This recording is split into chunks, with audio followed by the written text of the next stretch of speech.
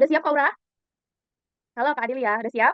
Oke, kalau begitu, karena materi hari ini cukup banyak, teman-teman, dan hati-hati nanti ngantuk, ya. Jadi siapin tuh kopinya disiapin, cemilannya disiapin, teman-teman ya. Oke, kalau yang belum mandi mungkin bisa mandi dulu bisa biar tambah segar, teman-teman ya. Oke, kalau gitu sebelum kita mulai, mari kita berdoa menurut agama dan kepercayaan masing-masing, biar hari ini bisa lancar dan apa yang dipelajari bisa lengkap, teman-teman. Nanti ketika ngejawab soal bisa jawab dengan benar. Oke, berdoa dimulai. Berdoa selesai. Ya, teman-teman, kita masuk ke materi yang kedua ya, yaitu tentang pilar negara. Tadi di awal banyak yang komen, aduh Kak banyak banget materinya. Iya betul teman-teman ya. Pilar negara ini banyak banget materinya. Mungkin bisa disebutin pilar dari negara kita itu apa aja. Yuk Kak Vira atau Kak Yusnawati, teman-teman yang lainnya yuk sebutin pilar negara ada apa aja. Betul banget. Ya, ada Pancasila, kemudian apa? Oke, kata Kak Yusuf, Undang-Undang Dasar 1945. Kemudian apa lagi? Oke, kalau kata Kak Noel, NKRI. Ya, dan kata Kak Apka, Bhinneka Tunggal Ika. Ya, soalnya materinya cukup banyak, teman-teman. Makanya kita bagi jadi dua sesi.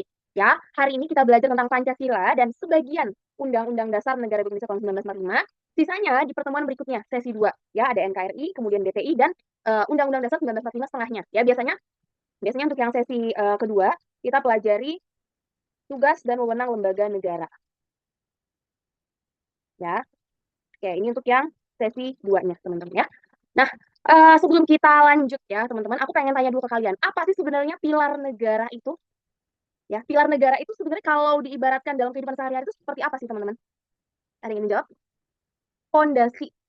Ya, pilar negara bisa disebut juga sebagai pondasi. Ya, tiang penyangga, teman-teman. Ibarat kayak rumah ya. Kalau misalkan pondasinya kurang kuat ataupun temboknya ini kurang kuat dibangunnya kurang benar ya, yang ada akan roboh. Gitu. Nah, itulah sebabnya sebegitu pentingnya teman-teman pilar negara dalam negara kita ini. Ya, kita butuh yang namanya Pancasila ya. Ada berbagai macam kedudukan Pancasila. Yang utamanya adalah sebagai dasar negara. Oke, kemudian kita butuh namanya Undang-Undang Dasar 1945 ya. Kemudian kita menjadi sebuah negara yaitu negara kesatuan dan kita sadar bahwa negara kita ini terdiri dari beragam suku, agama dan lain sebagainya. Makanya kita menganut asas Bhinneka Tunggal Ika ya. Sekalipun berbeda-beda ya, seperti kita nih di AYU CPNS tentunya tadi kemarin kita udah absen teman-teman ya. Ada yang dari area timur, ada yang dari barat ya, tapi kita tetap satu karena adanya Bhinneka Tunggal Ika. Gitu ya. Jadi untuk materi pilar negara hari ini kita akan pelajari tentang Pancasila dan sebagian Undang-Undang Dasar 1945 ya. BTI itu Bhinneka Tunggal Ika. Aku tulis ya. Bhinneka Tunggal Ika. Kalau NKRI apa? Negara Kesatuan Republik Indonesia, teman-teman ya. Oke. Nah, untuk soal di pilar negara, mungkin ada sebagian yang ingin sharing juga mungkin ya, yang udah pernah ikut tes. Apakah soalnya merupakan soal penalaran, teman-teman? Soal penalaran kah? Gimana? Kata Kak Ren penalaran. Oke, Kak Tia pengamalan Pancasila, betul banget ya. Rata-rata soal penalaran. Nah, kalau tadi kata Kak Tia, pengamalan Pancasila, betul banget, itu sering keluar, teman-teman. Ya. Nah, selain memang soalnya penalaran, teman-teman harus tahu, ya harus paham dari butir-butir pengamalan sila Pancasila. Nah, kalau kalian nggak belajar, mungkin kalian asal tebak-tebak aja, gitu kan, artinya nggak mendasar. Nah, bisa aja salah, teman-teman. Ya, oleh sebab itu, kalian harus paham, ya, membedakan setiap sila-sila dalam Pancasila.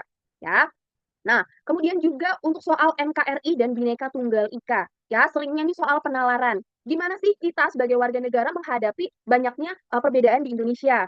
Gitu ya, contoh soal penalarannya. Nah, gimana contoh soal hafalannya, Kak? Mungkin ada yang tahu nggak contoh soal hafalan? No, Kak Ren juga bilang, tapi temanku dapat hafalan alias materi full. Ya, jadi teman-teman ya, di setiap aku ngajar bimbel, aku nggak pernah mengatakan bahwa udah penalan semua, diabaikan aja hafalannya. Aku nggak pernah mengatakan demikian. Ya, tetap harus kunci dulu di hafalannya, di materinya diperkuat dulu, teman-teman ya.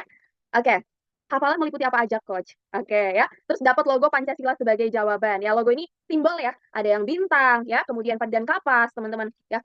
Sederhana ya, sederhana nih. Kalian mungkin kayak tahu, oh ya sila pertama ketuhanan yang Maha Esa, tapi kalian nggak tahu simbolnya apa. Padahal yang keluar di opsi jawaban itu adalah simbolnya. Gitu ya. Ini yang kata Kak Mister P nih, teman-teman ya. Jadi harus dipelajari. Nah, tentunya juga ya salah satu materi hafalan yang sering keluar ya, yaitu tugas lembaga negara. Ini sering keluar, teman-teman ya.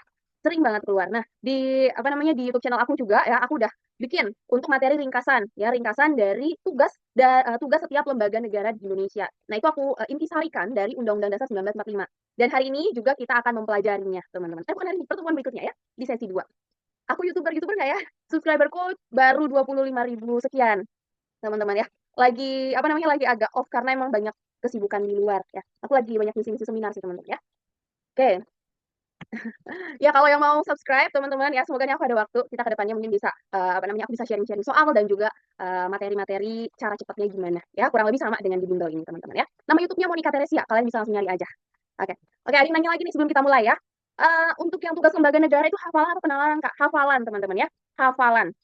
Betul, hafalan ya. Tapi kan bisa dimodifikasi ke penalaran juga. Nah, sama halnya ya, teman-teman lihat dulu ke sini. Oke, kita bahas dulu sekarang tips belajar dan mengerjakan TWK ya. Nanti sambil aku menjelaskan dari tiap poin-poinnya ya. Oke, yang pertama teman-teman kalian baca materi dari buku ataupun media online ya. Dari apa namanya dari PPT yang di-share oleh para coach ya. Ini nggak serta-merta cuma TWK doang teman-teman ya. Tentunya untuk yang PU dan juga TKP ya. Kalian bisa ulang-ulang materinya dan kalian bisa memperluas lagi ya materinya. Karena seperti pertemuan kemarin ya, nasionalisme itu banyak banget teman-teman materinya. Karena mengulang sejarah ya kan. Jadi kalian kalau lagi ada waktu luang nih, misalkan lagi sambil di toilet gitu kan, biasanya login lah satu game lah ya kan, satu match lumayan gitu. Itu diabaikan dulu teman-teman. Karena ini sudah semakin dekat ya, sudah semakin dekat untuk pendaftaran dan juga untuk tesnya teman-teman. Nah, rutin mengerjakan soal ya. Aku yakin bersama Ayu CPNS juga pasti akan ada tryout ya. Nah, selain tryout, teman-teman harus rutin ngerjain soal. Ngerjain soalnya pakai waktu, jangan lupa ya. Ngerjain soalnya pakai waktu. Karena percuma teman-teman bisa jawab semuanya, tapi waktu yang teman-teman butuhkan itu lama gitu, cukup panjang. Teman-teman ingat ya, waktu kalian itu terbatas. Satu soal itu kurang lebih 54 detik. Ya, jadi mau nggak mau teman-teman harus rutin ngerjain soal. Biar nanti pas lagi di BKN ataupun di BKD ya, di BKD mungkin nanti kalau aku dapat tugas ke BKD mungkin kita bisa ketemu teman-teman ya. BKD itu Badan Kepegawaian Daerah gitu ya. Nanti kalian jangan panik ketika ngeliat kiri kanannya itu adalah pesaing kalian. Oke, ya. Lanjut ya teman-teman. Mengembangkan dan memperdalam setiap opsi soal gitu. Nah, untuk yang mengembangkan dan memperdalam setiap opsi soal, misalkan nih teman-teman nanti kita ngerjain soal ya, ada opsi A, B, C dan juga tulis sampai E ya. Nah, teman-teman perdalam lagi kalau opsi B ini kenapa enggak ya, opsi C ini kenapa enggak gitu teman-teman ya. Oke, kemudian ya membaca rutin pasal-pasal dalam Undang-Undang Dasar, khususnya terkait lembaga negara. Ya, teman-teman. Oke, mungkin ada yang udah pernah ngerjain untuk tes SKD, teman-teman. Lembaga negara apa yang sering keluar? Yuk, lembaga negara apa yang sering keluar, teman-teman? DPA kah? DPA, MPR, DPR. Kemudian apa lagi? Oke, ya. Banyak teman-teman tugas lembaga negara yang sering keluar. Ya, nanti kita akan pelajarin di sesi 2. Nah, kalau ditanya Kak, apakah aku harus hafal banget, Kak? Nggak perlu hafal banget, tapi teman-teman tahu aja kata kuncinya itu apa. Ya. Oke, kemudian pasal 32 sampai 34. Nah, tadi ada yang bilang pasal 33 itu keluar. Pasal 33 itu tentang apa, teman-teman? Pasal 33 itu tentang apa? Ya, tentang ekonomi. Betul banget Kak Haris ya. Teman-teman ini aku sharing sebentar, nggak apa-apa ya. Nanti kita mungkin overtime lagi, nggak apa-apa. Tapi menurut aku tips mengerjakan ya, tips belajar ini penting buat teman-teman semua. Karena percuma kalau cuma tahu materinya aja, sering-sering latihan soal, tapi nggak tahu gimana nanti kondisi saat saat di lapangan seperti apa gitu. Jadi ini aku pengen nge-share sedikit ya teman-teman. Oke, nah tentang ekonomi ya, bukan sering ya teman-teman ya, karena sekarang memang soalnya menjurus ke penalaran. Bukan berarti kayak apa isi pasal 33 ayat 3. Jarang kayak gitu teman-teman ya. Lebih kepada pasal 33 ayat 3 adalah bumi kekayaan alam dan sebagainya ya. Bumi ada kekayaan alam dipelihara oleh negara yang dipergunakan untuk sebesar-besarnya kemakmuran rakyat. Nah, implementasinya apa dari pasal ini? Gitu, teman-teman ya. Implementasinya apa dari pasal ini? Gitu. Jadi, sering yang digunakan itu adalah contoh kasus ya, penalaran teman-teman ya. Oke, dan ingat ya, dan Kak Gigi Hadid atau mungkin teman-teman yang lainnya ya, soal untuk yang pagi hari misalkan ya, dari jam 8 sampai jam 10 misalnya, itu bisa jadi berbeda dengan yang periode berikutnya atau batch berikutnya gitu. Jadi belum tentu sama gitu ya, teman-teman. Kayak kemudian memahami dan membaca dan memahami butir-butir pengamalan Pancasila. Ada berapa butir pengamalan Pancasila, teman-teman? Yuk. Ada berapa butir pengamalan Pancasila? Ada berapa? Butir pengamalan Pancasila. Ada 45. Nah, mungkin sebagian dari teman-teman bingung ya. Kok ada 45, Kak? Itu apa aja? Sedangkan silanya cuma 5. Ya. Silanya cuma 5, teman-teman. Jadi dari setiap sila itu memiliki butir-butir pengamalan. Dan teman-teman harus tahu. Tidak untuk menghafal, tapi harus tahu. Ya. Kenapa 45? Kira-kira kenapa, teman-teman? Ya, mungkin biar sama ya tahun 1945 mungkin ya. Ya, ya. Oke. Ya, jadi seringkali teman-teman, soal yang keluar untuk butir pengamalan Pancasila ini adalah soal kasus. Ya, nanti ada cerita segambreng tuh ya, satu paragraf. Nanti ditanya, nah kasus ini ya telah melanggar sila keberapa? Atau ya, kasus ini telah melanggar sila yang dilambangkan dengan. Nah, kemarin teman-teman, ya bukan kemarin sih, tahun lalu tuh aku ikut ujian penyetaraan ijazah. Ya, kebetulan aku dari D3 STAN, teman-teman, jadi melanjutkan ke S1. Nah, kalau nanti teman-teman, ya amin, bisa lolos PNS, kalau kalian pengen naik ke jenjang pendidikan yang lebih tinggi lagi, ya, nanti teman-teman harus mengikuti namanya ujian penyetaraan ijazah gitu. Nah, di ujian penyetaraan ijazah itu kita mendapatkan paparan dulu ya, paparan materi sosialisasi dari BKN, teman-teman. Dan dari BKN sendiri itu memberikan clue-clue ya tentang pelajari juga ya simbol-simbol dari setiap Pancasila ya, sila Pancasila. Seperti tadi yang dikatakan Kak Mister P ya, lambang juga ada keluar Kak. Gitu, teman-teman ya. Oke, kita lanjut ya. Oh ya, ini aku tulis ya, lambang atau simbol. Oke, kemudian membuat file, dokumen, oke ya. Update peraturan dan informasi terkini. Kadang, teman-teman, ya, soal yang dipakai itu dari kasus yang terjadi saat ini. Mungkin sekarang lagi marak judi online. Ataupun mungkin sekarang lagi marak, bukan lagi marak, baru aja kita menyelesaikan yang namanya proses pemilu. Ya, bisa aja nanti dikaitkan dengan Pancasila, teman-teman. Gitu ya. Jadi mungkin teman-teman sambil scroll-scroll TikTok ataupun Instagram, bisa lihat-lihat ada berita apa sih yang terupdate saat ini. Gitu ya. Atau tentang IKN mungkin ya. Oke, kemudian kerjakan soal yang mudah dulu. Oke ya. Ya, lambang ada tapi nggak sampai jumlah sayap, betul ya. Kayaknya kalau yang jumlah sayap itu pelajaran SD banget, teman-teman ya. Oke, kita langsung masuk ke materi. Siap ya? Nanti aku minta teman-teman juga untuk aktif menjawab di kolom komentar ya. Oke, konsep ideologi, teman-teman ya. Tarik nafas dulu ya. Tadi kita udah belajar untuk gimana sih tips trik belajar dan juga mengerjakan ya. Sekarang kita masuk ke materi. Konsep ideologi. Ideologi itu apa, Kak? Ideologi itu berasal dari dua kata, teman-teman ya. Idea dan juga logos ya. Pemikiran, konsep atau gagasan. Logos itu pengetahuan ya. Secara sederhana, ideologi adalah pengetahuan tentang ide, keyakinan, atau gagasan. Secara luas, ideologi adalah seperangkat prinsip yang dijadikan dasar untuk memberikan arah dan tujuan yang ingin dicapai. Nah, teman-teman, ideologi dari negara kita itu apa? Ya, ideologi untuk negara kita itu apa, teman-teman namanya? Betul banget, Kak Davin, ya. Pancasila. Oke, kita sekarang lihat ke sejarahnya, teman-teman ya. Nah, di sini karena memang waktunya tidak banyak, jadi aku hanya memberikan gambarannya aja, ya. Oke, sejarah awal dari Pancasila, ya. Ajaran Pancasila ini, teman-teman, ya, sebenarnya sudah dikenal dari zaman dulu, ya, zaman Kerajaan Sriwijaya dan juga Majapahit. Ya. Nah, terdapat unsur kemanusiaan, persatuan. Sebentar ya, aku belum screenshot sebentar. Oke. Nah, ya. Nah, ketika dulu zaman Kerajaan Sriwijaya dan juga Majapahit, teman-teman, di situ sudah ada yang namanya unsur kemanusiaan, unsur persatuan, unsur musyawarah, dan juga keadilan sosial. Ya, salah satu bentuk nyatanya itu apa? Agama Buddha dan agama Hindu saat di zaman kerajaan tersebut bisa hidup berdampingan, teman-teman ya. Oke, gini ya. Artinya apa? Bahwa Pancasila ini sudah ada sejak zaman dahulu, zaman kerajaan Sriwijaya dan Majapahit. Nggak ujuk-ujuk ya, nggak tiba-tiba Pancasila itu dibentuk, nggak. Tapi memang sudah menjiwai bangsa kita, karena memang dari dulu ya sudah terdapat yang namanya kerukunan ya, kerukunan beragama, persatuan teman-teman ya. Itulah cikal bakal terbentuknya Pancasila, karena memang menjiwai ya bangsa Indonesia sendiri. Nanti ada banyak ya kedudukan dari Pancasila, Pancasila sebagai dasar negara dan lain sebagainya. Ya nanti di slide berikutnya, teman-teman ya. Oke. Nah, apa sih yang menarik atau apa sih yang keluar di tahun lalu dari tahapan perumusan Pancasila? Adakah yang keluar, teman-teman? Untuk soal SKDTWK-nya di tahun lalu? Ya, adakah? Adakah yang tahu soal tahun lalu itu tentang apa yang keluar? Ada Kak Latif? Tentang apa? Ya, tentang apa? Implementasinya ke nasionalisme. BPUPKI, betul banget nih KM ya. BPUPKI, teman-teman ya. BPUPKI itu ada yang keluar. Nah, mungkin kalau kita kan tahunya kapan BPUPKI dibentuk dan lain sebagainya. Ternyata yang keluar itu adalah implementasinya. Ya, oke. Kita lihat dulu sekarang tahapan perumusan dari Pancasila ya.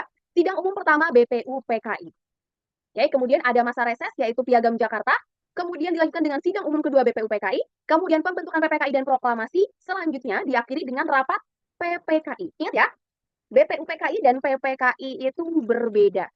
Ya, yang lebih dulu terbentuk itu BPUPKI. Nah, setelah BPUPKI dianggap sudah menyelesaikan tugasnya nih ya, kain ya, artinya digantikan dengan PPKI.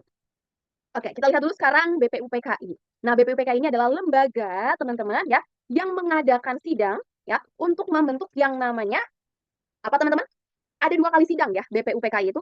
Tanggal 29 Mei sampai 1 Juni, kemudian tanggal 10 sampai 17 Juli 1945. Ya, di tanggal 29 Mei sampai 1 Juni, ya, fokusnya mereka ini lebih kepada dasar negara. Oke, kemudian di sidang yang kedua, ya, di sidang yang kedua, ini membahas tentang rancangan ya undang-undang dasar gitu ya. Jadi ada 2 kali sidang, teman-teman ya. Oke, itu dikunci ya. Nanti di soal kemungkinan besar ya 99,99% tidak ditanyakan. Siapa sih ketua BPUPKI? Ya, itu kayaknya nggak akan mungkin keluar ya, teman-teman. Oke. Nah, dalam 2 kali sidang BPUPKI ya, di sidang pertamanya kan kita membahas tentang dasar negara ya di tanggal 29 Mei sampai 1 Juni 1945. Nah, ada 3 pencetus, ya, ini juga nggak akan ditanyain menurut aku, ya, sekadar teman-teman tahu. Ada Muhammad Yamin, kemudian ada Dr. Supomo, ya, kemudian ada Insinyur Soekarno, teman-teman. Ya, mereka ini memberikan usulannya tentang dasar negara. Nah, ada yang menarik dari usulan, ya, rumusan Pancasila oleh Insinyur Soekarno.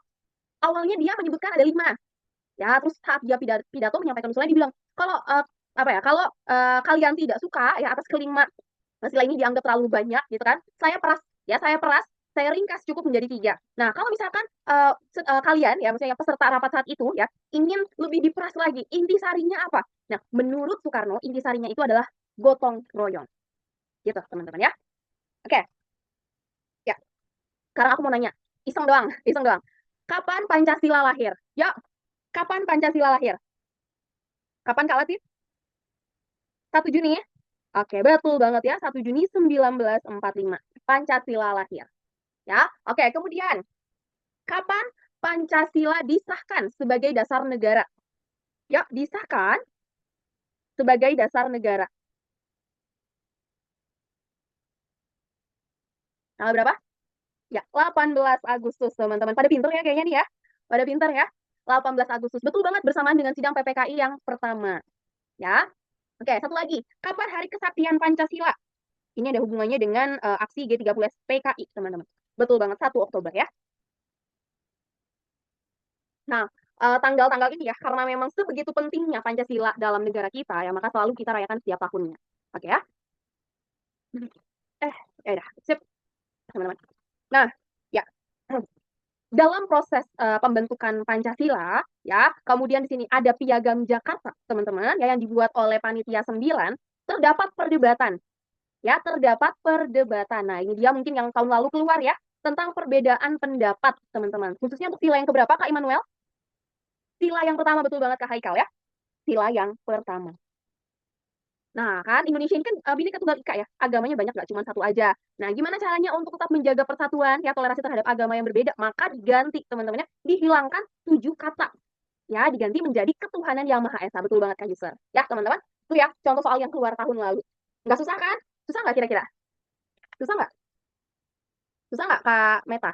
Nggak susah ya? Oke. Nggak susah, tapi kadang suka ngejebak aja sih ya. Rata-rata kalau dari soal yang keluar kan 30 teman-teman ya, 30 soal yang keluar. Biasanya yang susah itu ya sebagian, sebagian lagi masih bisa pakai nalar aja ya, ngejawabnya masih jelas, jawab pilihan jawabannya itu jelas gitu. Yang susah 29, aduh. Oke ya, lanjut ya. Nah, tadi teman-teman ingat ada 2 lembaga ya, ada 2 badan. BPUPKI kemudian ya menjadi PPKI. Nah, BPUPKI ini dianggap sudah cukup ya menyelesaikan tugasnya, maka diganti dengan PPKI, teman-teman ya. Nah, mungkin dari 3 sidang yang dilakukan oleh PPKI, ya ini 3 sidang, teman-teman. Sidang yang mana sih yang paling berpengaruh ya, atau sidang mana yang paling benar-benar penting banget ya? Ini tanpa mengabaikan yang lainnya, teman-teman ya. Tetapi sidang yang paling utama ya, yaitu sidang yang pertama. Kenapa? Karena di sini ada pengesahan ya, pengesahan dari Undang-Undang Dasar dan juga Dasar Negara kita. Dan sudah diganti menjadi ketuhanan yang Maha Esa. Ya. Oke, teman-teman. Kita lanjut ya. Oke, ini sekadar informasi aja ya. Kalau dulu namanya departemen, kalau sekarang namanya kementerian. Gitu. Jadi kalau misalkan orang dulu ya, orang dulu tuh nyebutin, misalkan di zaman sekarang, kamu mau kemana? Mau ke departemen keuangan gitu. Kadang mungkin kita yang zaman sekarang bingung, departemen itu apa?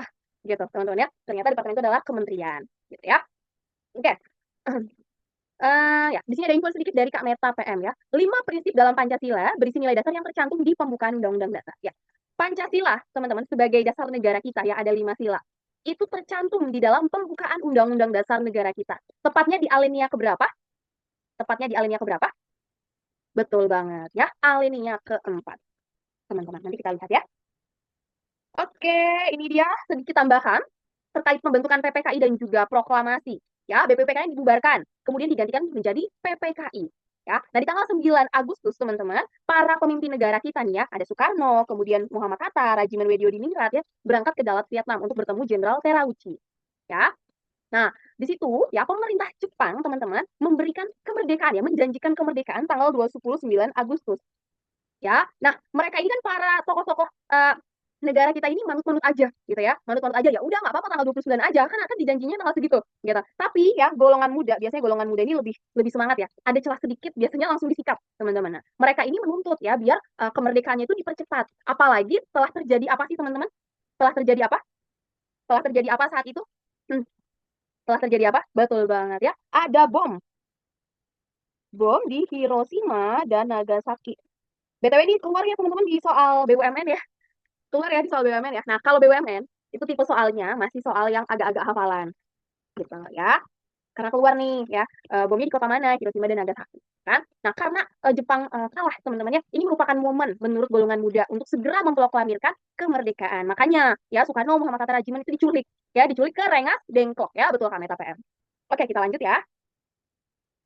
Nah, ini adalah rumusan final teman-teman dari Pancasila ya yang tercantum dalam pembukaan Undang-Undang Dasar 1945 ya. Jadi kita ulas sedikit, kita baru aja belajar tentang sejarah Pancasila ya, sejarah Pancasila dimulai dari pembentukannya yaitu oleh BPUPKI ya, kemudian ada panitia 9 yang menghasilkan Piagam Jakarta.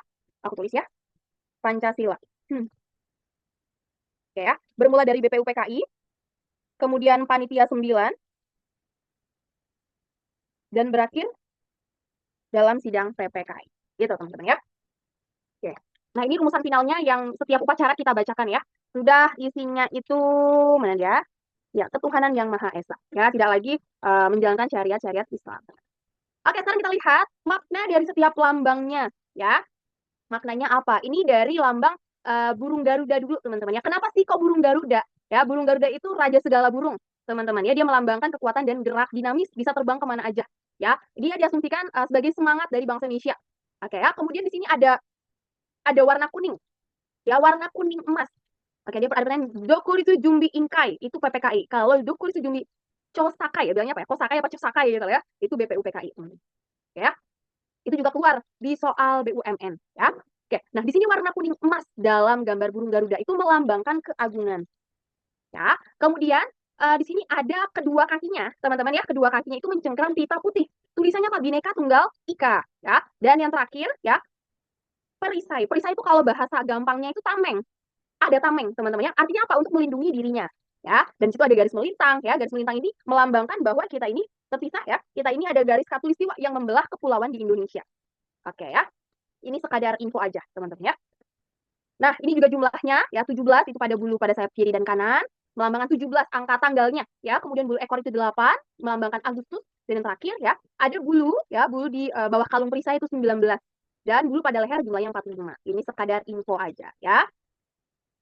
Oke, ada yang bertanya ya, sebenarnya belum masuk ke materi Undang-Undang Dasar sih ya. Mungkin teman-teman juga bisa sambil menjawab ya pertanyaan temannya. Kok cuma tanya, kan Undang-Undang Dasar itu udah 4 kali amandemen. Kalau misalkan Undang-Undang Dasar itu diamandemen lagi untuk kelima kalinya, boleh apa enggak kira-kira teman-teman? Boleh apa enggak? Menurut teman-teman gimana? Tidak boleh. Kenapa nggak boleh? Bolehkah? Bolehkah? Jokowi 5 periode. Oke, teman-teman ya. Nah, menurut aku pribadi, ya, menurut aku pribadi, proses untuk perubahan itu diperbolehkan. Ya, kenapa? Lihat teman-teman di pasal 37 Undang-Undang Dasar 1945. Boleh diubah, ya, asal ada syaratnya. Contohnya nggak boleh ubah yang namanya bentuk negara kesatuan kita. Nggak boleh ubah sistem presidensil kita. Gitu, teman-teman ya. Oke. Karena Pancasila ideologi terbuka. Oke, masih masuk teman-teman ya. Pembukaan juga nggak boleh diubah ya. Oke, kalau kita nanti merubah bentuk negara kesatuan misalnya, ya merubah bentuk negara kesatuan, nah bukan NKRI lagi, bisa jadi Indonesia hilang. Gitu, teman-teman ya. Lanjut ya. Nah, ini makna lambang dari setiap Pancasila ya, sila Pancasila. Teman-teman ketahui aja ya, sila yang pertama itu dilambangkan dengan bintang. Takutnya nanti keluar ya. Eh, Kak Ura Soviet ya, Kak Ura Soviet sangat rajin menjalankan ibadah puasa karena dia memang sangat taat pada ajaran agamanya. Nah, ini termasuk sila keberapa? Sila yang dilambangkan dengan apa? Jawabannya bintang, teman-teman ya. Oke. Kemudian untuk yang sila kedua dilambangkan dengan mata rantai. Ya, mata rantai. Misalkan nih Kak Meta PM, Kak Meta PM tetanggaan dengan Kak siapa ya? Kak Yusuf misalnya. Nah, Kak Yusuf saat itu lagi kemalangan, misalnya rumahnya kebakaran. Nah, Kak Meta PM ya, Kak Meta PM membantu memberikan apa ya, memberikan sedikit bantuannya ya, sedikit bantuannya kepada Kak Yusuf.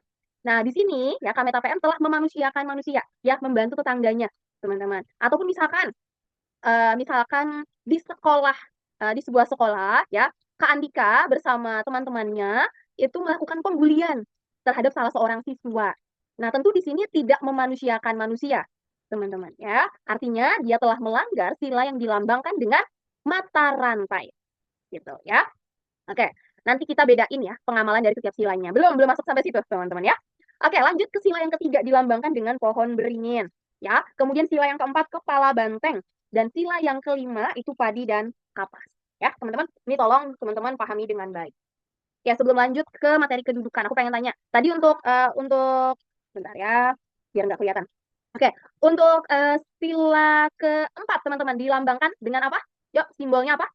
Ya, kepala banteng. Satu lagi aku mau nanya ya. Kalau untuk sila yang kelima dilambangkan dengan apa? Sila yang kelima, betul banget, padi dan kapas. Ya, teman-teman. Oke, sekarang aku masuk ya ke penjelasan oh, jangan kedudukan dulu ya, jangan kedudukan dulu. Kita pelajari setiap sila-silanya dulu aja. Ya, pengamalan dulu. Nanti kita balik lagi ya ke slide sebelumnya. Oke, tadi kita udah mempelajari teman-teman setiap sila dan juga lambangnya. Nah, sekarang kita lihat pengamalan dari Pancasila itu apa? Ya, ada 45 butir Kak pengamalan Pancasila. Teman-teman ya, ada 45 butir pengamalan Pancasila. Oke ya. Nah, dilihat ya sekarang untuk sila yang pertama, ketuhanan yang Maha Esa. Lambangnya apa ya? Simbolnya apa? Simbolnya bintang. Nah, teman-teman ada 7 ya, seperti tadi ada yang menyebutkan ya. Untuk yang sila yang pertama ada 7 Kak butir pengamalannya. Ya, apa aja teman-teman? Oke, ini yang aku garis bawahi itu adalah kata kuncinya. Ya. Nah, intinya apa? Ya, intinya yang aku kotakin biru, teman-teman. Kita percaya kepada Tuhan, kemudian kita mau menghormati orang lain yang berbeda agama, ya, kerukunan beragama, kebebasan beribadah dan lain sebagainya. Jadi ketuhanan yang Maha Esa ini jelas. Fokus di soal itu pasti tentang agama. Ya, ingat, fokus di soal pasti tentang agama. Tapi aku pengen kasih tahu ke kalian ya, pengen kasih tahu bahwa teman-teman nggak serta-merta soal agama yang barusan aku katakan, ya, itu hanya sila yang pertama. Enggak, bisa jadi sila yang ketiga. Bisa jadi sila yang ketiga. Tergantung fokus soalnya yang ditanyakan itu kemana. Ya, nanti mungkin aku bisa membuat sebuah contoh teman-teman ya, di mana satu kasus itu bisa masuk ke semua sila. Ya, tergantung pada konteks soalnya. Tetapi yang perlu teman-teman ketahui untuk ketuhanan yang Maha Esa, ya, fokus soalnya pasti tentang keagamaan, tentang ketuhanan, ya. Oke, lanjut ya. Kemanusiaan yang adil dan beradab, teman-teman. Gimana caranya ya kita mau memanusiakan ya, memanusiakan memanusiakan ya manusia lain. Ya, jadi ini maksud dengan kemanusiaan yang adil dan beradab, kita mau mencintai sesama, nggak cuma pacar doang yang dicintai, ya, tapi kita harus mencintai sesama manusia, teman-teman. Nah, kemudian kita juga nggak boleh semena-mena terhadap orang lain. Ya, contohnya misalkan si A kulitnya hitam, ya kan terus malah dibully, malah diledekin, teman-teman. Ataupun mungkin kasus penusukan pada Wiranto, ya, itu sudah tidak memanusiakan manusia lain, teman-teman. Artinya dia melanggar kemanusiaan gitu, ya. Berarti masuk ke sila yang kedua, ya, teman-teman. Oke, ini materinya emang emang ulang materi ketika sekolah dulu ya. Oke, tapi jujur aja nih, untuk butir pengamalan Pancasila ya, aku baru tahu sih teman-teman, baru tahu pas pernah ada lomba ya, lomba tentang 4 pilar ya. Mungkin sekarang ada juga 4 pilar MPR RI. Ya baru tahu di situ. Kalau di sekolah dulu kayaknya aku nggak tahu ya butir-butir pengamalannya itu. Ini ya lebih kepada contohnya gimana nih, kalau persatuan contohnya gimana ya, kemudian kemanusiaan contohnya langsung seperti apa. Oke ya. Kemudian persatuan Indonesia. Ya, ini ada kaitannya dengan Bhinneka Tunggal Ika, teman-teman. Ya, kita mau mengutamakan yang namanya persatuan, ya, cinta tanah air. Kita menggunakan produk dalam negeri dibandingkan produk luar negeri. Ya, itu sudah termasuk dalam aspek cinta tanah air. Artinya apa? Artinya telah mengamalkan ya sila persatuan Indonesia. Ya, aku rasa untuk yang sila ketiga ini teman-teman tidak begitu sulit, ya. Halo? Tes. Halo, teman-teman. Suaraku terdengar kah? Halo?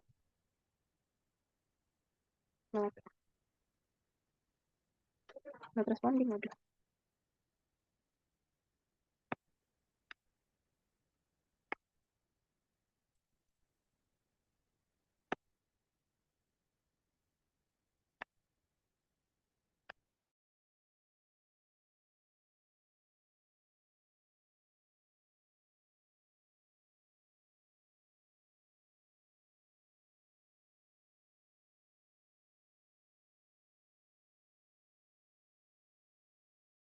Maaf teman-teman, tadi tiba-tiba nge-lag, aku nggak bisa, apa namanya, gambar aku tadi tiba-tiba nge-lag.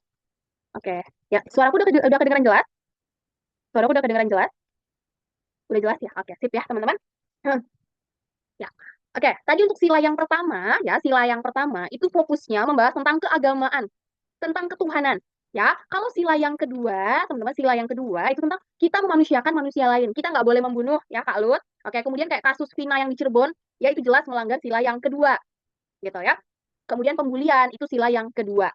Oke, nah kalau untuk sila yang ketiga apa? Sila ketiga ini tentang persatuan. ya kita bersatu sekalipun kita beragam, teman-teman. Konsep Bhinneka Tunggal Ika. Nah, selain itu kita juga menunjukkan kecintaan kita terhadap tanah air. Contohnya apa? Contohnya ya Kak Leona atau mungkin Kak Abid ya. Kak Abid di sini pengen banget punya kaset PS. Bentar. Oke, kaset jangan kaset PS deh. Mungkin yang lebih apa namanya? Yang lebih oke-nya ada produk luar negeri ya kan. Kita biasanya kalau pakai produk luar negeri itu cenderung lebih apa sih, teman-teman? Cenderung kayak lebih branded ya, lebih wow gitu kan. Tapi ternyata itu tidak menunjukkan kecintaan kita terhadap tanah air ya. Makanya sekarang seperti di Kementerian Koordinator Bidang Kemaritiman dan Investasi ya, itu sangat menggeber apa ya? Sangat mendorong penggunaan produk lokal ya. Makanya dinama gerakan Bangga Buatan Indonesia. Gitu ya, Kak Esther ya. Oke, kita lanjut. Nah, sila yang keempat, teman-teman nanti ini bisa baca ya untuk butir-butir pengamalannya. Tetapi apa sih inti dari sila yang keempat ini? Ya, intinya itu yang di kolom biru, teman-teman ya. Kalau misalkan nih Kak Immanuel ya sama Kak Aulia, eh, apa ya, kemarin ketika pemilu ternyata punya pendapat ya, punya pilihan yang berbeda. Ya, punya pilihan yang berbeda untuk memilih pasangan presiden, ya kan? Nah, tapi mereka nggak serta-merta memaksakan kehendaknya, ya, atau apa namanya, nyuruh nih maksain ya, Kak Aulia maksain Kak Immanuel, Kak Immanuel, pilih si ini aja, dia kan gini gini gini, awas ya kalau nggak milih gitu. Itu kan udah ada pemaksaan, teman-teman ya. Artinya dia melanggar sila yang keempat, ya. Begitu juga ketika kita dalam suatu forum kita tidak terima akan hasil rapat gitu. Padahal di saat rapat ya kita memang harus mengutamakan yang namanya musyawarah mufakat, ya. Oke, kita lanjut untuk sila yang kelima ya, keadilan sosial bagi seluruh rakyat Indonesia. Teman-teman, ya, untuk sila yang kelima ini cakupannya luas. Ingat, sekali lagi aku bilang, cakupan sila kelima ini luas. Ya, ada di kolom biru itu adalah kata kuncinya, teman-teman ya. Jadi contoh nih, Kak Ira Aprina. Kak Ira Aprina ya ingin sekali bisa lolos CPNS 2024. Ya, ia bekerja keras dari pagi sampai malam, bahkan waktu weekendnya pun digunakan untuk belajar ya demi mencapai cita-citanya. Nah, ya teman-teman, artinya apa? Artinya Kak Rina Aprina telah melakukan ya aplikasi dari sila yang kelima, keadilan sosial bagi seluruh rakyat Indonesia. Begitu juga mungkin siapa ya? Kak Anissa ya. Kak Anissa. Kak Anissa ini eh, Kak Anissa ini adalah seorang pegawai ya, seorang PNS ya, sebagai seorang PNS yang tidak pernah ikut-ikutan ya ketika lagi Shopee 88 misalnya ataupun 99 dan seterusnya gitu. Nah, artinya di sini apa? Artinya Kak tadi siapa yang aku sebutin ya? Kak Rina atau siapa tadi ya? Kak Intan ya? Kak Anissa, kayaknya Kak Anissa. Kak Anissa itu telah mengaplikasikan yang namanya sila kelima. Kenapa? Karena dia nih tidak menggunakan gaya hidup mewah ataupun pemborosan. Gitu. Sekarang lagi 88 teman-temannya, kalau cewek-cewek ini kadang suka kalap nih ya. Banyak apa namanya? Banyak diskonnya. Ya kan? Oke, kalau korupsi teman-teman ya, korupsi. Kalau cuma ditanya korupsi doang, ya sekali lagi aku tanya fokusnya ke korupsi teman-teman ya, tanpa ada embel-embel kalimat yang lain ya. Maksudnya ke keadilan sosial bagi seluruh rakyat Indonesia. Kenapa? Karena merugikan kepentingan umum. Ya, tapi kalau misalkan korupsinya misalkan di rumah kita teman-teman ya, di rumah. Nah, korupsinya ke orang tua gitu kan. Nah, itu masuknya ke sila yang kedua karena tidak memanusiakan manusia lain. Ya, tapi kalau misalkan korupsi yang dilakukan oleh misalkan pejabat negara gitu ya, itu jelas telah merugikan kepentingan umum. Makanya masuk ke sila yang kelima gitu ya. Oke, ya teman-teman kita lanjut ya. Kalau bayar pajak ya, kalau bayar pajak. Nah, bayar pajak teman-teman itu masuknya ke sila yang keberapa? Sila yang keberapa bayar pajak? Ya, sila yang kelima. Betul ya. Keadilan sosial juga ada sangkut pautnya dengan kemakmuran teman-teman ya, kemakmuran bangsa. Betul ya. Nanti kita lihat sekarang. Aku akan memberikan contoh ya. Contoh bedanya sila kedua dan juga sila yang kelima apa ya? Kira-kira apakah ada yang tahu teman-teman? Apakah ada yang tahu beda sila kedua dan sila yang kelima apa? Oke, katanya sila yang kedua itu lebih kepada individu, Kak. Kalau sila yang kelima itu lebih kepada yang umum, Kak. Ya, kepentingan umum, nggak cuma kepentingan satu orang aja. Kita lihat, teman-teman, ya. Hmm, ya. Yuk, sama-sama kita lihat. Dan aku ingatkan sekali lagi abis materi ini deh. Ya, sila kedua versus sila yang kelima. Nah, teman-teman, kalau dilihat ya, lebih luas cakupan sila yang kelima. Ya, sila yang kedua, ini kaitannya dengan konteks kemanusiaan ya, hubungan antara individu, teman-teman, dengan individu lain. Atau orang yang satu dengan orang yang lainnya. Nih, kalau kata Kak Febriani betul banget ya, manusia dengan manusia lain. Jadi konteksnya individu. Ya, contohnya Kak Febriani ada tetangganya baru aja lahiran, ya kan, baru aja lahiran nih. Tapi dia nggak punya teman, suaminya kerja misalnya. Nah, Kak Febriani ini mau membantu tetangganya ya, mau membantu kayak gendong anaknya atau segala macam ya. Pokoknya hal-hal sederhana di mana dia membantu tetangganya. Ya, di sini ada hubungan manusia dengan manusia lain, ada hubungan individu dengan individu lain, teman-teman ya. Skupnya kecil kalau kata Kak, ayo cek kalau kata Kak admin teman-teman ya.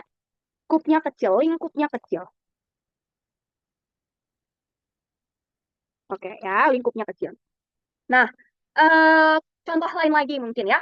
Kak Yin misalnya, Kak Yin. Kak Yin, hmm, Kak Yin satu kelas dengan temannya yang berambut keriting, mungkin kulitnya juga hitam, gitu kan? Nah, di situ dia melakukan pembulian, teman-teman. Jelas dia telah melanggar, ya. Dia tidak memanusiakan temannya, dia tidak memanusiakan individu yang lain, gitu ya. Oke, kemudian untuk yang sila kelima, tadi sila kelima itu ada banyak, ya, ada banyak dan benar-benar terlihat perbedaannya. Kayak contoh, tidak menggunakan barang mewah, ya. Kemudian apalagi tadi dia menggunakan barang mewah, kemudian kita menghargai hasil karya orang lain. Nah, lihat teman-teman ya. Bentar, aku balik sedikit. Nih, poin 10 lihat ya. Suka menghargai hasil karya orang lain. Nah, Kak Abid baru aja beli PS5 ya, tapi Kak Abid beli kasetnya kaset bajakan misalnya. Gitu kan? Artinya apa? Dia tidak menghargai hasil karya orang lain. Atau dulu ya teman-teman ya, ketika kita zaman kecil, sering dulu ada CD bajakan. Ya, ada CD bajakan teman-teman. Nah, itu juga ternyata sudah melanggar sila yang kelima karena kita tidak menghargai hasil karya originalitas ya orang lain. Oke ya. Itu tadi contoh kecil aja ya, Kak Aulia ya. Oke, karena memang kita harus mampu untuk menghargai orang lain. Mau kulitnya apapun, mau jelek, mau apa, segalanya dia juga ciptaan manusia, ciptaan Tuhan. Ya, dia juga manusia. Gitu teman-teman ya. Oke, kemudian untuk yang sila kelima. Ya, sila yang kelima ini cakupannya lebih luas teman-teman ya. Individu dengan kelompok. Ya, individu dengan kelompok. Ya, kemudian atau kepentingan umum lah ya, kepentingan umum. Kemudian individu ya dengan alam. Kemudian individu dengan hukum. Ya, contoh misalkan Kak Carlita, ya Kak Carlita. Kak Carlita di sini punya sebuah perusahaan, ya punya sebuah perusahaan. Nah, punya sebuah perusahaan tapi Kak Carlita tidak memperhatikan keseimbangan alam di sekitar, ya. Buang limbahnya sembarangan. Akibatnya orang sekitar banyak yang terkena dampaknya. Kayak misalkan gatal-gatal ya, punya penyakit kulit misalkan gitu ya. Artinya di sini Kak Carlita telah melanggar sila yang kelima. Kenapa? Karena dia telah merugikan kepentingan umum. Siapa kepentingan umum di sini? Masyarakat luas. Ya, kemudian dengan kondisi alam juga jadi nggak bagus karena jadi tercemar teman-teman. Ya, itulah yang membedakan sila kelima ya dengan sila yang kedua. Kalau sila yang kedua orang yang dipengaruhi itu hanya individu aja, gitu ya. Oke, kemudian satu lagi ya sebelum kita lanjut teman-teman ya. Kak Lohe misalkan, Kak Lohe. Kak Lohe lagi di jalan nih ya. Udah janjian sama pacarnya. Ya, waktunya sisa 30 menit lagi. Padahal kalau Kak Lohe bawa motor normal, ya butuh waktunya 40 menit. Tapi biar Kak Lohe nggak dimarahin sama pacarnya, dia ngebut dan ada lampu merah pun diterobos aja. Ya, artinya dia sudah melanggar hukum, teman-teman. Nah, Kak Lohe ini ya melanggar yang namanya sila yang kelima. Ya, Hello apa Lohe? Tunggu deh, aku salah nggak sih? Lohe kan? Lohe. Oke. Ya, teman-teman. Jadi, untuk sila yang kedua, cakupannya itu lebih kecil, individu dengan individu lain. Kalau sila yang kelima, cakupannya lebih luas. Ya, nanti teman-teman bisa perbanyak latihan soal lagi ya, biar lebih apa ya, biar lebih paten, teman-teman ya. Nah, karena kayak ada yang nanya kan korupsi masuknya ke sila yang keberapa? Lihat dulu teman-teman ya konteks soalnya. Ya, kita coba contoh ya. Kita coba contohnya sekarang. Aku bikin di sini orang mabuk ataupun mungkin orang narkobaan ya, narkotika. Narkokita, narkotik, apa sih? Narkotika. Coba deh, narkotika. Bentar ya, aku belum. Oke. Mabuk, narkotika, ataupun misalkan judi online. Ya, teman-teman. Ternyata ini bisa bisa masuk loh. Bisa masuk ke semua sila. Ya, bisa masuk ke semua sila. Contohnya gimana, Kak? Ya, contohnya. Kenapa sih teman-teman bisa masuk ke semua sila? Ingat, soal di TWK CPNS itu nggak cuma satu kata. Kayak misalkan, narkotika, pelanggaran sila keberapa? Nggak gitu. Tapi bakal ada soal kasusnya, bakal ada soal ceritanya, teman-teman ya. Nah, mabuk ini bisa masuk ke pelanggaran sila yang pertama, sila kedua, sila ketiga, sila keempat, dan juga sila yang kelima. Contohnya gimana? Contohnya untuk sila yang pertama, ya, tentu dilarang oleh agama. Nah, kalau udah nyangkut soal agama, sekalipun yang dibahas tentang narkotika, misalkan, ataupun mabuk-mabukan, minuman-minuman keras, ya, tapi yang dibahas di fokus dari soal itu adalah tentang dilarang agama loh, gitu kan? Nah, berarti masuknya kemana? Ke sila yang pertama, gitu ya. Oke, kemudian untuk yang sila yang kedua, teman-teman, mabuk, narkotika, judi online. Misalkan nih, misalkan jauh-jauh lah ya, aku nggak pengen ngasih ngasih contoh soal pakai nama kalian. Ya, misalkan pulang-pulang marah-marah sama istrinya, marah-marah sama istrinya, ya kan? Ataupun mungkin karena dia udah mabuk, dia udah nggak sadar gitu teman-teman, ya bisa aja dia melukai istrinya, gitu kan. Ataupun misalkan dampak dari dia melakukan apa namanya mengkonsumsi narkotika, bisa aja dia jadi sakit, teman-teman ya. Artinya di sini ada pelanggaran sila yang kedua. Oke, kemudian untuk yang sila ketiga, ya sila ketiga misalnya orang mabuk, kemudian pulang lewat sekitaran kampungnya, lagi ada yang ngumpul tuh di pos. Ya, karena dia nggak sadarin diri, dia bikin kerusuhan, dia bikin perpecahan di situ, teman-teman ya. Artinya apa? Artinya melanggar persatuan Indonesia. Karena dia buat rusuh warga kampung. Ya, perkumpulan warga kampung saat itu. Nah, akibatnya apa? Akibatnya terjadilah perpecahan, rusuk kisruh, teman-teman ya. Oke, kemudian untuk yang sila keempat, misalnya ini kan tentang bisa memaksakan kehendak, ya kan? Sila keempat itu tentang musyawarah. Nah, kalau kita kaitkan dengan mabuk narkotika ataupun judi online, misalnya nih, semoga nggak yang namanya Shiva di sini ya. Oke, Shiva ya itu main judi online ataupun Shiva mengkonsumsi yang namanya narkotika. Nah, dia maksa sahabatnya namanya Amel, ya kan? Ayo ikutan aja, semua masalah bakal hilang, bakal beres. Konsumsi aja nih narkotika. Dipaksa, teman-teman, ataupun dipaksa untuk bermain judi online, ya. Oke, artinya apa? Di sini ada pemaksaan. Nah, berarti masuk ke sila yang keempat, gitu ya. Oke, kemudian sila yang kelima. Tadi kan ada kaitannya dengan hukum, ya. Misalkan mafia, mafia apa nih? Mafia narkoba, ya. Sebaiknya itu harus diproses, teman-teman harus diproses secara hukum, harus dipidana. Ya, artinya apa?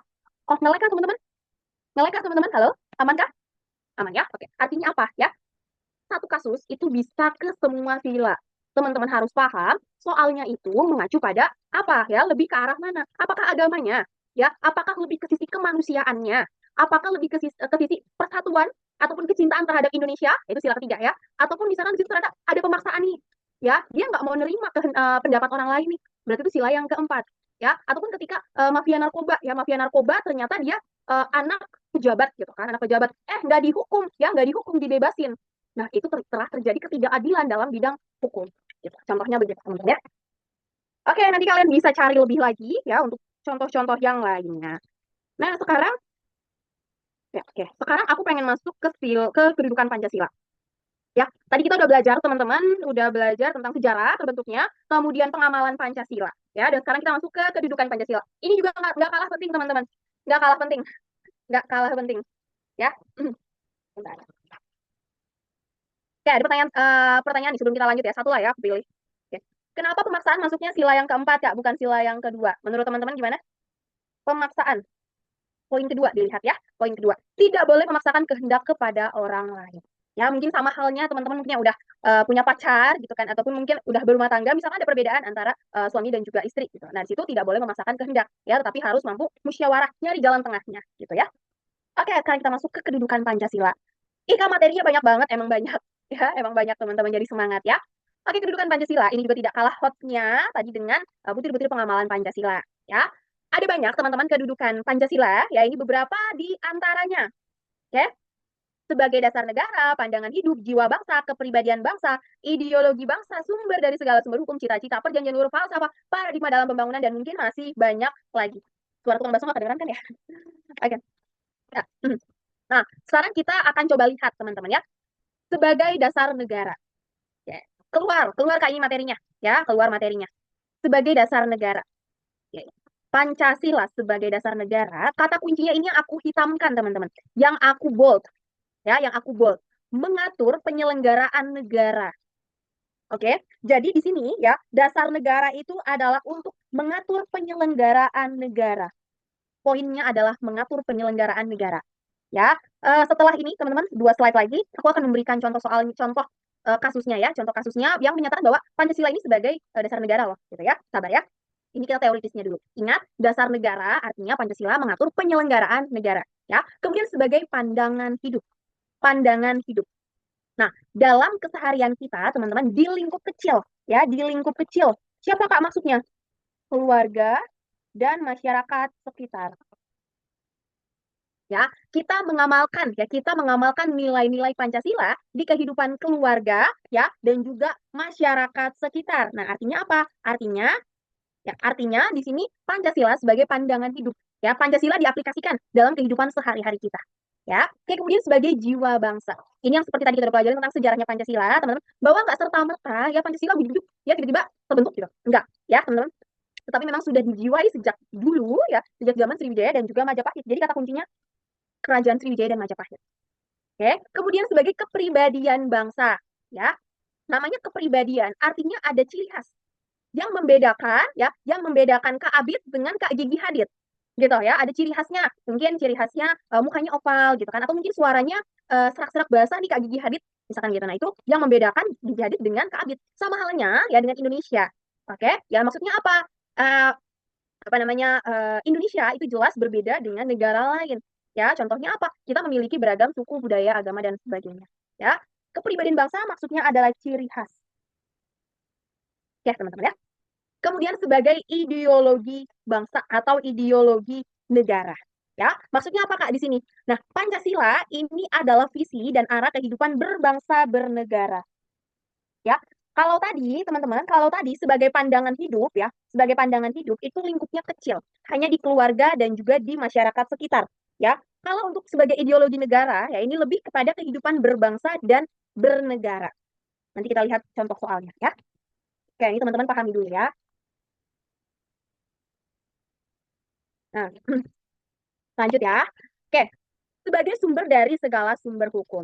Teman-teman, ya, kalian tahu nggak ada tata urutan peraturan perundang-undangan? Tahu nggak? Tahukah?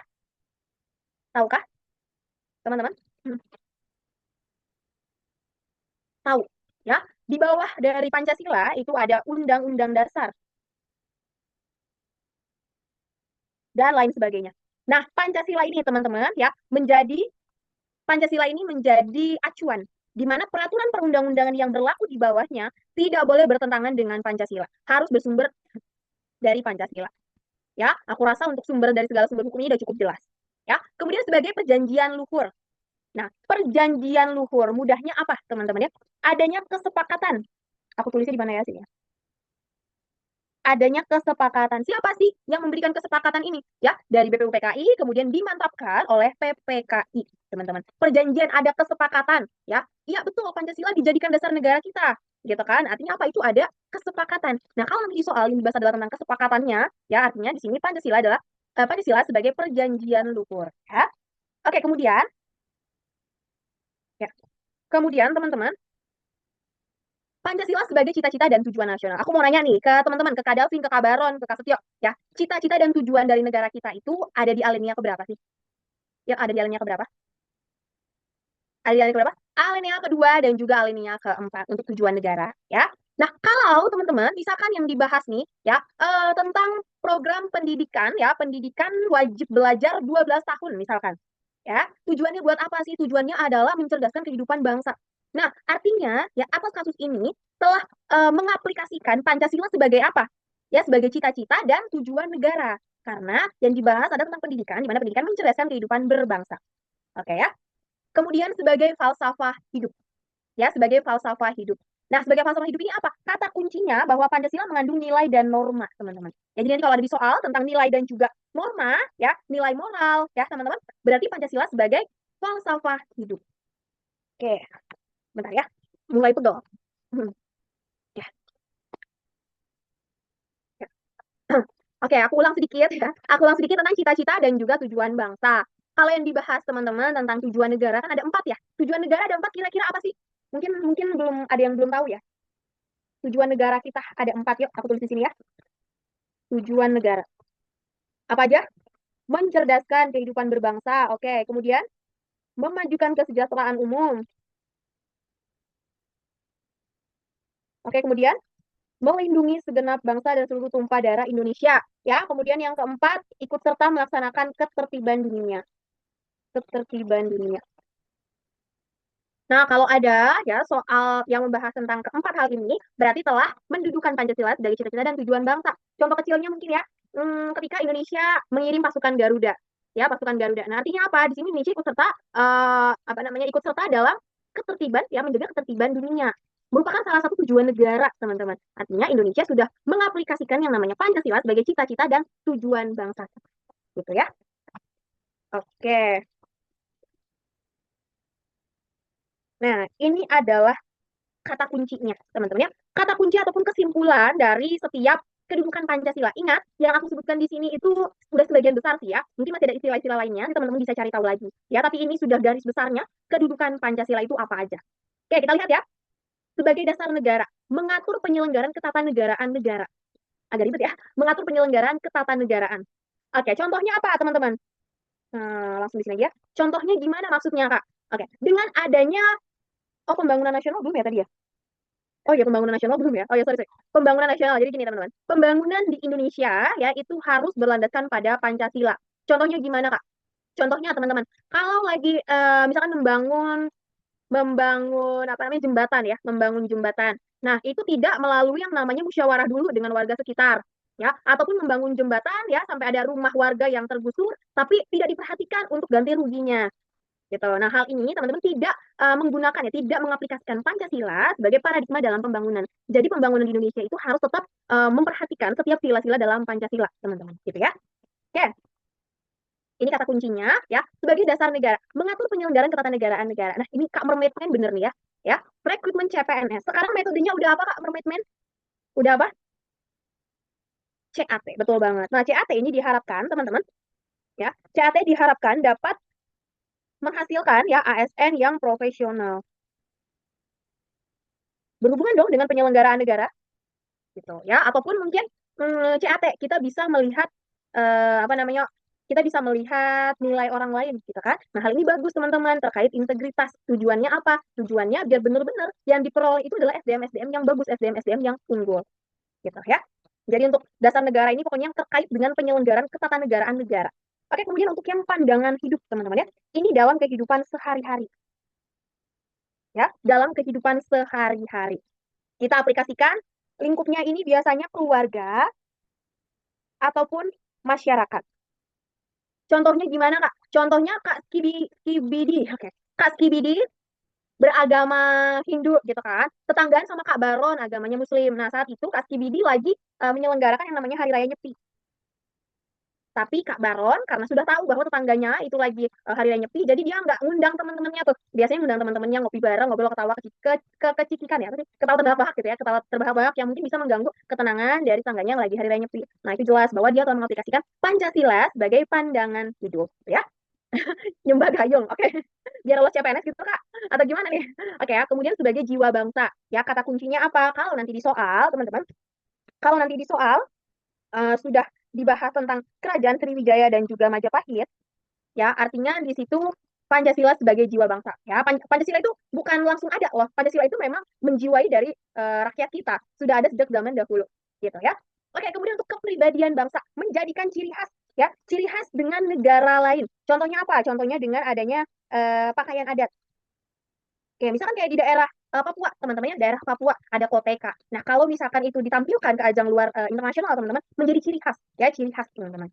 Oke, kemudian ideologi bangsa, ya. Kalau di sini tadi untuk pandangan hidup itu adalah kehidupan sehari-hari, skupnya kecil, keluarga dan juga masyarakat. Kalau sebagai ideologi bangsa, ya, ini lebih kepada praktik berbangsa dan bernegara secara luas, teman-teman, ya.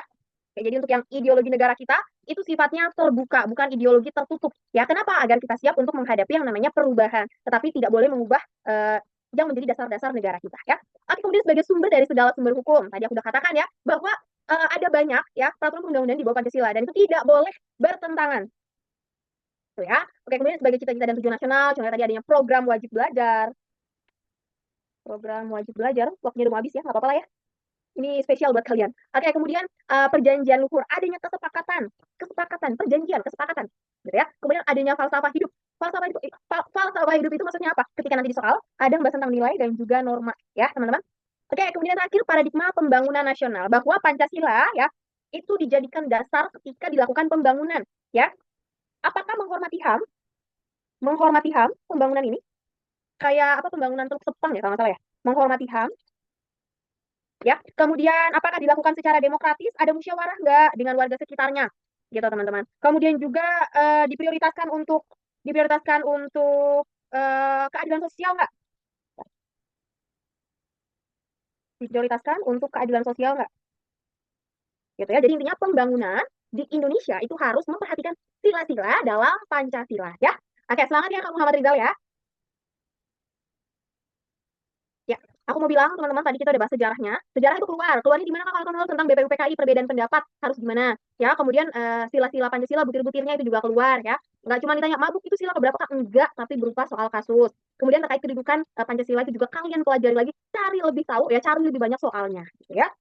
Oke, sedikit lagi teman-teman ya tentang kausa Pancasila ya, ada kausa materialis, kausa formalis, kausa efisien, kausa finalis. Ini kata kuncinya ya. Material, asal mula bahan. Bahan pembentuk Pancasila ini apa? Kayak misalkan kita kalau bikin kue, bahan-bahannya itu apa aja? Gitu ya. Kalau Pancasila, bahannya itu dari siapa? Ya, bahannya itu dari bangsa Indonesia sendiri. Gitu ya. Kemudian asal mula bentuk Pancasila itu dibentuknya itu oleh siapa? Oleh BPUPKI. Ya. Kemudian asal mula karya. Ya, saat Pancasila itu dijadikan sebagai dasar negara oleh PPKI. Ini terakhir, apa sih tujuannya dibentuk Pancasila sebagai dasar negara? Ya, ini hanya sekadar informasi aja ya. Oke, kita lanjut teman-teman. Ih, kecoret lagi. Ini kayaknya udah capek nih tabnya nih. Pengen istirahat. Ntar ya, aku stop dulu ya. Oke, yang mau minum, jangan lupa minum ya. Biar nggak oleng teman-teman. Oke, dikit lagi kita pelajari ya. Ini materi terakhir yang untuk hari ini.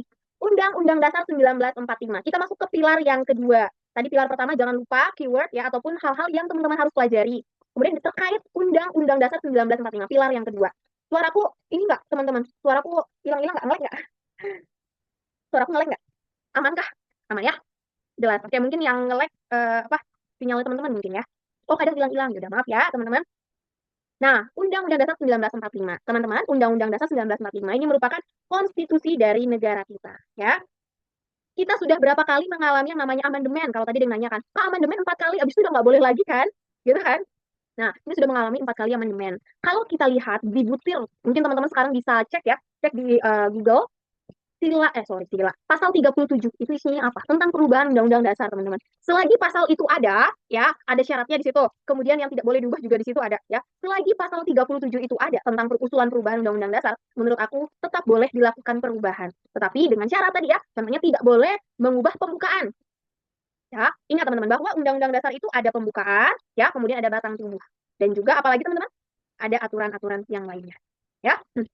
Nah, di sini sebentar. Oke, struktur Undang-Undang Dasar 1945 ya.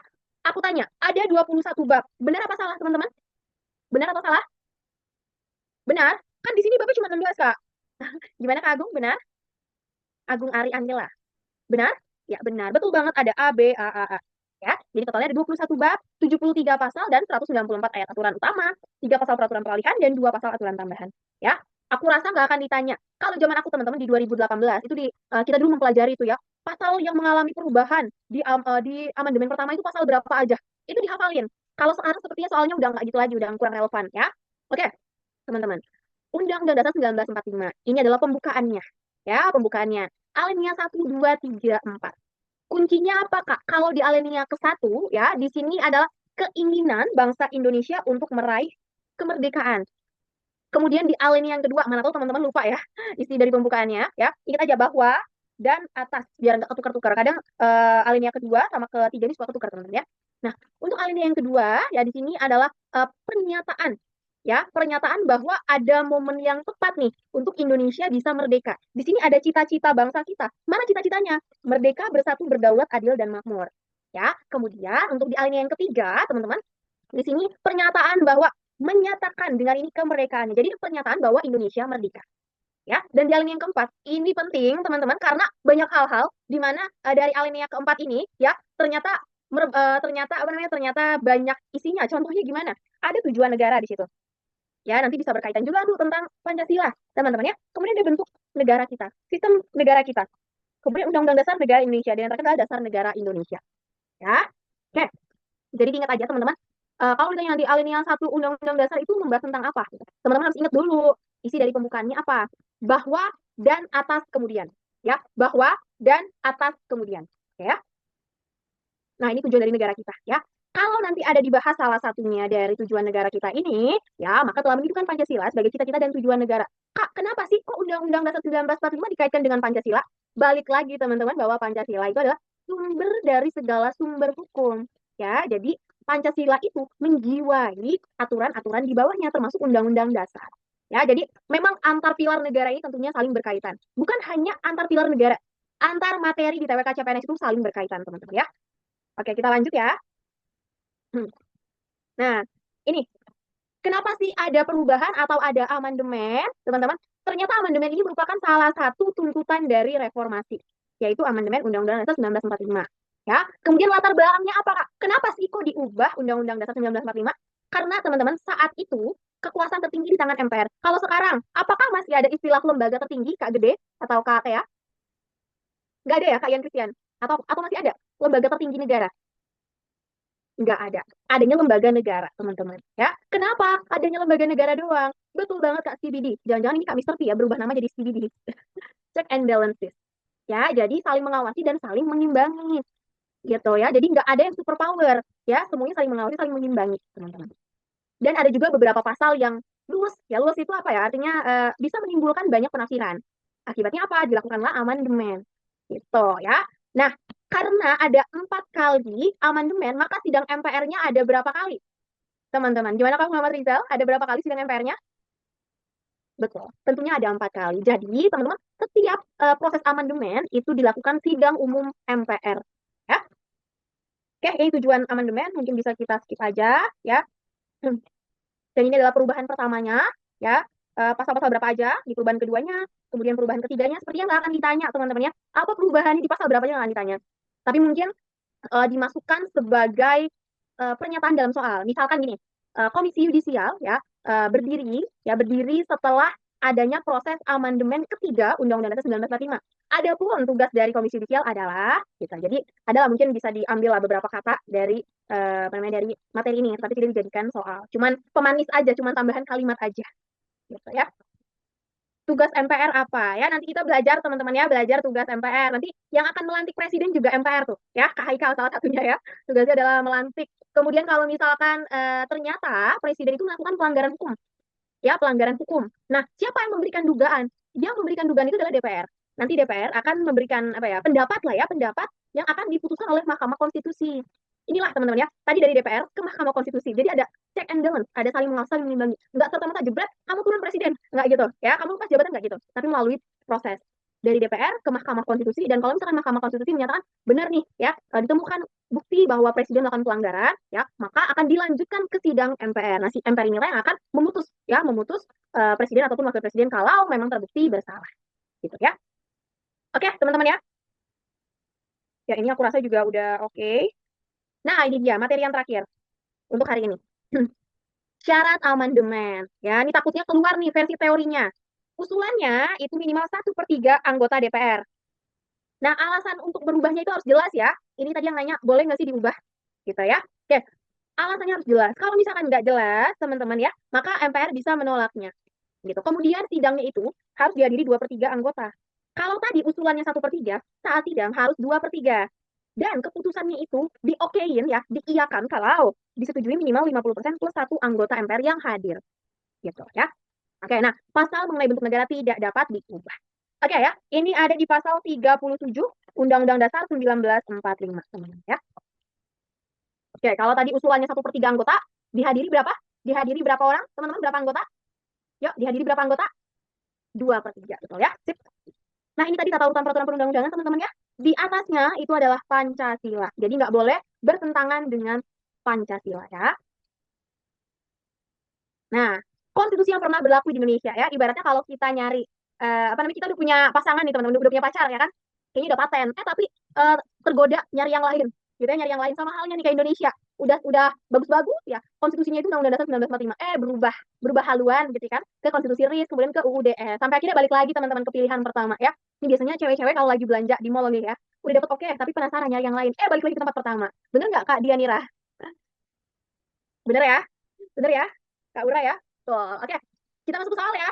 Udah lewat tapi nggak apa-apa. Kita masuk ke soal, oke? Oke, teman-teman. Kita masuk ke soal. Siap? Ya. Masuk ke soal yang pertama. Silahkan dibaca dulu. Aku mau minum dulu ya. Dijawab teman-teman di kolom komentar ya.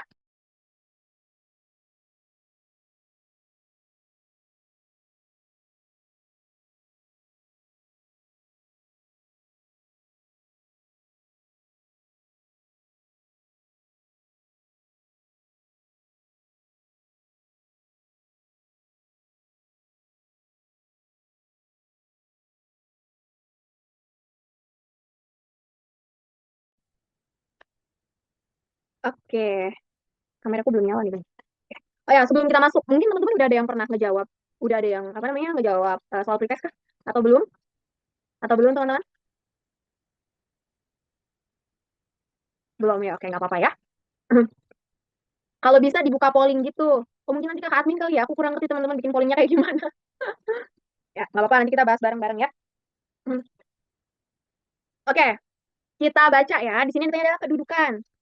Ya, kalau kita lihat dari teman-teman yang ngejawab ya, rata-rata itu masih zong salah. Jawabannya benar itu adalah yang D. Betul banget Kak Asnia, Kak Z, Kak Diandra. Jawabannya itu adalah yang D. Cita-cita dan tujuan bangsa ya. Untuk menjaga eksistensi bangsa dibutuhkan sebuah alat pertahanan yang kuat. Sebenarnya udah jelas di sini. Alat pertahanan yang kuat. Yang dibahas tentang Polri, tentang TNI, kemudian juga membentuk lembaga peradilan. Ya, ini merupakan alat pertahanan yang kuat. Nah, kalau misalkan kita kaitkan dengan tujuan bangsa kita, teman-teman, kira-kira masuknya kemana nih? Masuknya kemana? Masuknya kemana kira-kira, Kak Noel? Atau mungkin teman-teman yang lain? Ya, tadi kan ada 4 ya, ada 4 tujuan negara kita. Betul banget, Kak Ren, Kak Cip, dan teman-teman ya. Melindungi segenap bangsa dan seluruh tumpah darah Indonesia. Dan tumpah darah.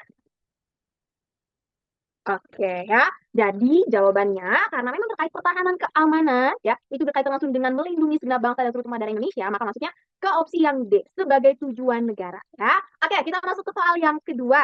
Ya. Pembangunan pembangkit listrik tenaga uap atau PLTU di kawasan Teluk Sepang Bengkulu terus mendapat penolakan dari warga sekitar. Hal ini dikarenakan pembangunannya tidak berdasarkan pada asas keadilan. Selain itu, terjadi kerusakan lingkungan yang ditimbulkan oleh PLTU. Oke, di sini katanya tidak berdasarkan pada asas keadilan, ya. Kemudian juga adanya kerusakan lingkungan, ya. Kemudian tidak beradabnya, ya. Oke, kemudian ganti rugi juga nilai tidak sesuai peraturan. Jadi jelas banget jawabannya. Apakah Nova Bahtiar? Ya, jawabannya adalah yang A. Karena melanggar HAM. Kemudian apa lagi? Ya, merusak lingkungan. Kemudian ketidakadilan. Ya, A for ayo CPNS, ya. Oke, jadi jelas pembangunan ini tidak mendudukan Pancasila sebagai paradigma pembangunan. Oke, lanjut yuk. CAT merupakan tes dalam seleksi CPNS berbasis komputer, di mana nilai dapat dimonitor langsung oleh masyarakat umum saat peserta mengerjakan soal atau usai tes. Dengan adanya CAT, diharapkan negara mendapat sumber daya manusia yang profesional.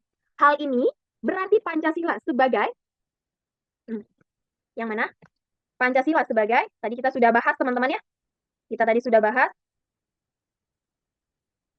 ya, jawabannya adalah yang, salah, kok dasar negara sih salah. Benar benar benar. Jawabannya adalah yang C, dasar negara ya. Tadi udah aku bahas juga tentang CAT, di mana sebagai dasar negara ini adalah membentuk penyelenggaraan ketatanegaraan yang baik. Ketatanegaraan. Ya, selain itu teman-teman contoh lainnya ya, selain CAT ya, ada juga istilah reformasi birokrasi. Nah, ini juga tujuannya adalah untuk menyelenggarakan ketatanegaraan yang baik gitu ya. Kenapa? Kaget kenapa Kak Cit? Oke. Gimana teman-teman? Aman? Jawabannya adalah yang C ya, untuk yang CAT. Karena tentang penyelenggaraan ketatanegaraan, teman-teman ya. Oke, ya kalau soal nomor 1 tadi, ya, di sini membahas tentang alat pertahanan. Ya, pertahanan. Kemudian ada Polri, ada TNI. Kalau dihubungkan, teman-teman, ya, dihubungkan, artinya apa? Nih, di sini juga kan, lihat ya, TNI difungsikan sebagai ya menjaga keamanan dan menghadapi gangguan dari dalam maupun pihak luar, ya. Apalagi ya, kemudian, ya, oke lah, udah sampai di situ, ya. Artinya di situ ada pengaplikasian dari tujuan negara. Oke, bedanya satu mungkin ada pertanyaan lagi kan? Cukup ya? Oh, oh Kak Cid kaget karena itu. Oke ya. Betul, Kak Asnia Bangol, pendidikan. Jadi kalau misalkan ada ada tentang apa namanya tadi aku bilang program melek huruf misalnya, ya program melek huruf. Nah ini ternyata telah mendudukan Pancasila sebagai apa? Ya cita-cita dan tujuan bangsa. Kenapa? Karena mencerdaskan kehidupan bangsa, gitu ya. Oke, dalam sejarahnya, Undang-Undang Dasar Negara Indonesia telah mengalami 4 kali perubahan. Meski demikian, perubahan yang dilakukan tidak boleh sembarangan. Ada beberapa hal yang tidak boleh diubah, kecuali. Yuk, yang mana teman-teman? Yang boleh diubah, kecuali. Nah, ini kalimatnya agak bingung ya. Agak bingung ya. Ada yang nggak boleh diubah nih, tapi kecuali apa yang boleh diubah? Kecuali apa? Bukan, bukan. Ada beberapa hal yang tidak boleh diubah, kecuali yang mana, gitu ya. Oke, teman-teman. Yang A, mempertahankan sistem presidensial. Ini nggak boleh diubah. Nggak boleh dilakukan perubahan. Kemudian kita skip dulu yang B ya. Yang C, mempertahankan bentuk kesatuan. Ya, betul banget ya. Kemudian mempertahankan pembukaan Undang-Undang Dasar 1945. Dan yang terakhir mempertahankan seluruh isi alinea dalam pembukaan. Artinya tetap dipertahankan ya. Ini sama dengan opsi yang D. Kalau opsi B, teman-teman, pasal-pasal dalam Undang-Undang Dasar 1945 ini boleh dilakukan perubahan. Ingat, pasal-pasalnya boleh dilakukan perubahan. Kecuali apa? Ya, kecuali yang A, C, D, dan juga yang E. Siapakah yang mengubah Undang-Undang Dasar, teman-teman? Siapa yang mengubah Undang-Undang Dasar? DPR kah atau MPR kah? Oke. Ya, ini aku spill dulu ya. UUD itu MPR. Kalau undang-undang itu DPR. Nanti kita belajar di pertemuan berikutnya. Ya, Kak Davin ya. Oke, kita lanjut. Nah, ini contoh implementasi dari pasal ya. Sesuai dengan pasal 27 ayat 2 Undang-Undang 1945 bahwa tiap-tiap warga negara berhak atas pekerjaan dan penghidupan yang layak bagi kemanusiaan. Berikut yang bukan implementasi dari hak ini. Oke, jawabannya jelas yang ya kan penghidupan yang layak. Apakah iya rumah yang mewah gitu ya? Tahun lalu ada soalnya kayak gini. Oke, jadi memang seringnya tuh pasalnya disebutin ya, tapi implementasinya itu apa gitu teman ya. Oke, lanjut ya. Pancasila lahir pada tanggal 1 Juni 1945. Pancasila memiliki peran yang sangat penting bagi bangsa Indonesia. Setiap warga negara Indonesia diharapkan senantiasa menjadikan Pancasila sebagai pedoman. Ngelek deh kayaknya. Halo? Ngelek ya barusan teman-teman ya? Oh aman, oke. Oke, oke, aman ya. Ya, sebagai pedoman serta mengamalkan nilai-nilai Pancasila terutama bertingkah laku dalam kehidupan sehari-hari. Berarti memfungsikan Pancasila sebagai ya, pandangan hidup bangsa. Ya, oke. Nah, nanti teman-teman ya, teman-teman bisa coba cek apakah ada di internet ataupun Google ya, kedudukan Pancasila itu apa aja selain yang tadi aku sebutkan. Ya, apakah ada berbicara tentang sebagai pedoman, teman-teman? Sebagai pedoman apakah ada? Nanti teman-teman bisa cari lagi. Tapi soal yang aku buat ini ya mengacu pada materi yang sudah tadi aku jelaskan, yaitu dasar negara, ideologi negara dan juga pandangan hidup. Ya, nanti teman-teman bisa cari lagi ya. Lanjut. Sebagai seorang influencer, Arifin kerap membuat berbagai kegiatan positif untuk kemajuan dan kesejahteraan suatu desa. Suatu hari, ia membuat program yang ia danai dari kantongnya sendiri. Program ini berupa distribusi air bersih agar dapat digunakan oleh masyarakat di desa ABC. Seperti yang diketahui, desa ABC merupakan desa terpencil yang sulit mengakses air. Tindakan Arifin secara tidak langsung sudah mengimplementasikan sila keberapa? Ya, sila yang kelima. Lambangnya apa, teman-teman? Lambangnya apa? Padi dan kapas. Tuh, ya. Kenapa kok masuknya ke sila yang kelima? Di sini ada tentang kemajuan, tentang kesejahteraan suatu desa. Kemudian, ya tadi aku bilang bahwa sila kelima itu ya juga cenderung masuk ke arah kesejahteraan, ke arah keadilan, ke arah kemakmuran, teman-teman ya. Ya. Dan juga di sini distribusi air bersih. Ya, untuk siapa? Untuk desa. Desa ini adalah kelompok besar, bukan individu. Ya, jadi ketika kita mau membantu kesejahteraan banyak orang, artinya kita sudah mengimplementasikan sila yang kelima ya. Oke, lanjut lagi. Dalam sila kedua Pancasila disebutkan bahwa adanya pengakuan atas persamaan derajat, hak dan kewajiban setiap manusia. Selain itu, sila kedua Pancasila mengajarkan untuk mengakui dan memperlakukan setiap manusia sesuai harkat dan martabatnya. Hal ini berkuat dengan adanya pasal-pasal di Undang-Undang Dasar tentang hak asasi manusia. Dalam kehidupan sehari-hari, Pancasila mencerminkan perlindungan hak asasi manusia dengan cara apa, teman-teman? Betul banget. Ingat bahwa tadi Pancasila menjadi sumber dari segala sumber hukum, ya.